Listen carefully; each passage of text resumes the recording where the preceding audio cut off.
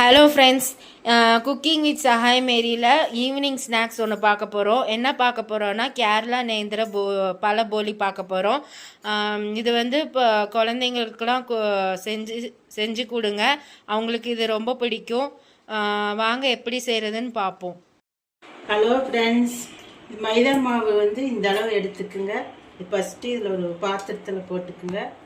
அடுத்து 2 spoon dosa, 4 spoon சர்க்கரை,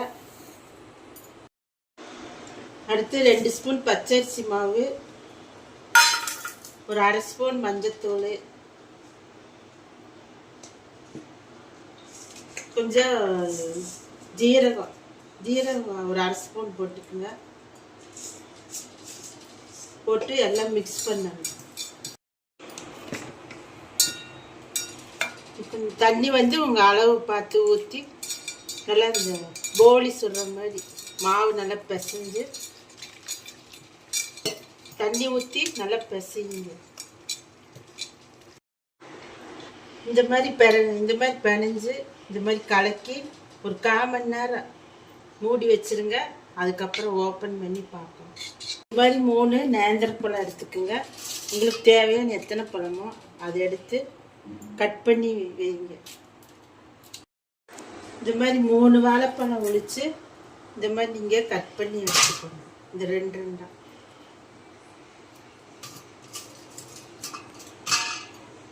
இந்த மாதிரி எல்லாம் 3 வாழைப்பழத்தை இந்த மாதிரி கட் பண்ணி வச்சுக்கோங்க. எண்ணெயில் போட்டு எடுக்கலாம். வாங்க, இதுபோல் மாவு வந்து நல்லா அப்படியே ஒன்றோட மிக்ஸ் ஆகி இது ஒன்றுன்னா எடுத்து போட்டு எண்ணெயில் எடுத்து போடணும். இதோட முக்கி எண்ணெயில் எடுத்து போடணும்.